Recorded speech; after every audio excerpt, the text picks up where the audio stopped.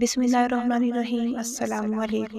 تم اس کی آزمائشوں پہ پورا اترو، وہ اپنے وعدوں پہ پورا اترے گا، اور جو جلد بازی نہیں کرتے اللہ نے ان سے وعدہ کر رکھا ہے کہ صبر کرنے والوں کو ان کا اجر بے حساب دیا جائے گا۔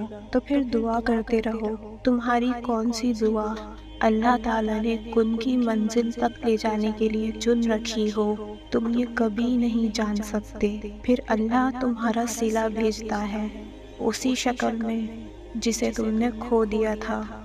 یقین کی ساری راہیں بند کر کے ہی اللہ دیکھتا ہے کہ کتنا یقین رکھتے ہو، تو پھر اللہ بھی تمہیں عطا کرنے کے لیے وہ دروازے کھولتا ہے جن کا تمہاری نظر میں کوئی وجود نہیں ہوتا۔ تمہارے یقین کا امتحان ہمیشہ تمہارے ڈر سے شروع ہوتا ہے، اور پھر جب تم بند راستوں کے باوجود بھی مانگنا نہیں چھوڑتے اور صبر سے اللہ کے معجزوں کا انتظار کرتے ہو، پھر ہی اللہ تمہارا صلہ بھیجتا ہے۔ وہ ہر اس چیز سے تمہاری آزمائش کرتا ہے جسے کھونے سے تم ڈرتے ہو۔ اللہ تمہیں تمہارے خوف سے آزماتا ہے۔ آگے کیا ہوگا کیا نہیں، ہمیں یہ نہیں سوچنا چاہیے۔ ہمیں بس اللہ سے اچھے کا گمان رکھنا ہے، اور یہ یقین رکھنا ہے کہ جس نے اب تک مدد کی ہے وہ آگے بھی مدد کرے گا۔ تہجد کی دعاؤں کے لیے تو 7 آسمانوں کے پردے اٹھا دیے جاتے ہیں، اور پھر اللہ ایسے معجزے کرتا ہے جو نہ کبھی زمین والوں نے دیکھے ہوتے ہیں نہ آسمان والوں نے۔ اللہ کے منصوبے تمہیں لاجواب کر دیں گے، اللہ کے معجزے تمہیں حیران کر دیں گے۔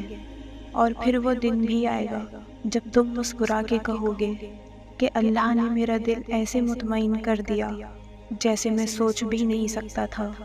اللہ کو بے ترتیب دعائیں بہت پسند ہیں، کیونکہ تب زبان نہیں دل بولتا ہے، اور دل کی بولیاں اللہ تعالیٰ سے بہتر اور کون سمجھ سکتا ہے۔ معجزے گناہ گاروں کے لیے بھی ہوتے ہیں، وہ گناہ گار جن کے گناہوں کی ندامتیں انہیں جائے نماز تک لے آتی ہیں۔ وہ دلوں کو بدلنے والا رب ہے، وہ عنقریب تمہارا دل بھی بدل دے گا۔ صبر و معجزوں سے پہلے کی آزمائش ہوتی ہے۔ اس راہ توکل میں اب وہ مقام آئے گا جہاں تم صرف سوچو گے اور تمہارا اللہ معجزے کر دکھائے گا۔ اللہ تمہارا نصیب مٹا بھی سکتا ہے اور دوبارہ بنا بھی سکتا ہے۔ ناممکن صرف تمہارے لیے ہے۔ اللہ تو جب چاہے جو چاہے وہ کر سکتا ہے۔ تقدیریں بھی اللہ کی تدبیروں کے سامنے ہار جاتی ہیں۔ معجزے جبھی تو ہوتے ہیں جب تم اللہ سے اس وقت بھی مانگنا نہیں چھوڑتے جب لوگ تم سے کہہ رہے ہوتے ہیں شاید یہ تمہارے نصیب میں ہی نہیں۔ سجدے میں بہتے ہوئے آنسو ہی اللہ کو تمہارے صبر کی گواہی دیں گے، اور پھر کن کے معجزے ہو جائیں گے۔ اگر درد اور آزمائش سزا ہوتی تو اللہ کبھی بھی اپنے محبوب صلی اللہ علیہ وسلم کو ان سے نہ گزارتا۔ معجزے قریب ہیں اب اللہ کے، اپنے اس دل سے کہو اب نہ گھبرائے۔ آزمائش تو انہی کے لیے ہوتی ہے جنہیں اللہ نے کن سے نوازنا ہوتا ہے۔ امید تمہارے اللہ سے کیے گئے کن کے گمان کو حقیقت بنا سکتی ہے۔ تمہاری تہجد کی دعائیں تمہیں حیران کر سکتی ہیں۔ تہجد کی دعائیں تو زبان پر آنے سے پہلے ہی کن کے مرحلوں میں داخل ہو جاتی ہیں۔ دعائیں انسان کے بس میں نہیں ہوتی، یہ تو اللہ کی رضا سے دل کا حصہ بنتی ہیں، اور پھر تب تک اللہ کو مناتی رہتی ہیں جب تک اللہ انہیں تمہارے نصیب کا حصہ نہیں بنا لیتا۔ ہم روز کتنے ایسے گناہ کرتے ہیں جو ہم سے انجانے میں ہو جاتے ہیں، پھر ہم ان گناہوں کی معافی اللہ سے کبھی نہیں مانگتے، کیونکہ ہمیں علم ہی نہیں ہوتا کہ ہم سے یہ گناہ ہو گئے ہیں۔ اس لیے ہمیں ہمیشہ توبہ کرتے رہنا چاہیے، ہمیں ہمیشہ استغفار کی تسبیح کرتے رہنا چاہیے۔ آپ اللہ سے جتنی مرتبہ توبہ کرتے ہیں اللہ آپ کو اتنی ہی مرتبہ پاک کر دیتا ہے، اور جب آپ پاک ہونے لگتے ہیں آپ کا دل خود بخود اللہ کی جانب مڑنے لگتا ہے۔ ہماری اللہ سے دوری کی سب سے بڑی وجہ ہمارے گناہ ہی ہوتے ہیں۔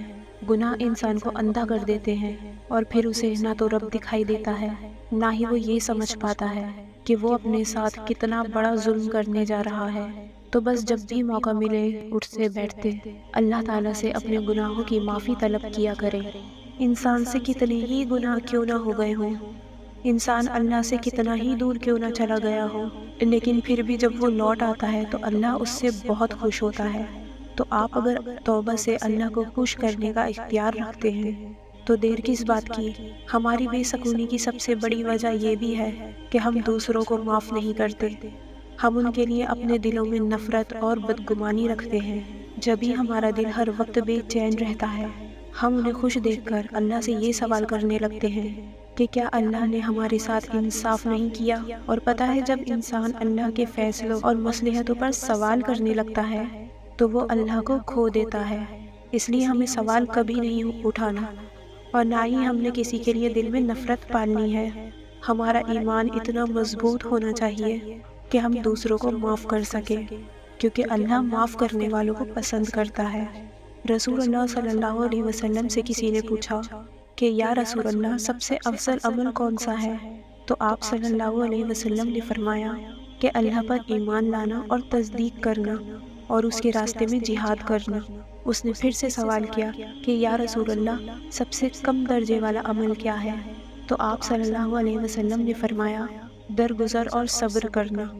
یہ ہماری وہ چھوٹی چھوٹی عبادتیں ہیں جو قیامت کے روز ہماری ڈھال بنیں گی۔ آپ آج کسی کو معاف کریں گے تو پھر اللہ بھی بڑا عظیم ہے، بڑی شان والا ہے، وہ آپ کو معاف کر دے گا۔ دوسروں کی خطاؤں کو معاف کرنا سیکھیں، آپ آزاد ہو جائیں گے۔ اپنے لیے نہیں کرنا چاہتے تو اللہ کے لیے کریں۔ یاد رکھیں کہ اللہ کے لیے لی گئی ایک سانس بھی عبادت ہے، خاص کر تب جب آپ سوچ رہے ہوں کہ اب اسے روک دینا چاہیے۔ نصیب بدلنے کا وعدہ خود اللہ نے کیا ہے، اور بے شک وہ اپنے وعدوں کا بڑا پاسدار ہے۔ اللہ کی اگر رضا نہ ہوتی تو کیوں دہراتی تمہاری زبان ایک ہی دعا بار بار؟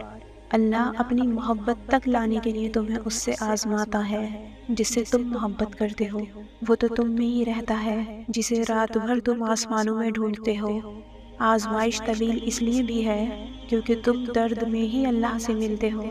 اللہ کیسے نہیں دے گا تمہیں وہ جس کے لیے تم سجدوں میں آہیں بھرتے ہو۔ قبولیت آتی ہے جب تم دنیا کے پیدا کیے ہوئے وسوسوں کو رد کر دیتے ہو۔ اللہ جانتا ہے وہ دکھ بھی جن کا ذکر تم خود سے بھی نہیں کرتے۔ ٹوٹا ہوا دل جب التجائے کن کرتا ہے تب عرش سے مدد کے ذریعے بنتے ہیں۔ ڈر جب دعا میں بدل جاتا ہے تب یقین کے معجزے ہوتے ہیں۔